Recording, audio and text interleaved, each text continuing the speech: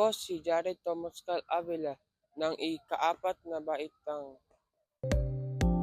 Maganda araw po, ako ay magbabahagi tungkol sa ating wika. Ang Pilipino ang ating pambansang wika, ngunit meron ding tayo maraming katutubong wika tulad ng Cebuano, Ilocano at Waray. Ang mga wikang ito ay parte ng ating kultura at pagkikilanlan.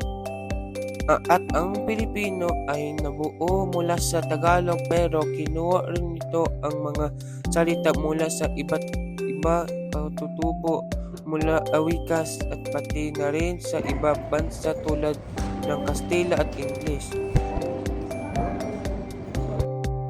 Kaya mahalin natin ang ating wika.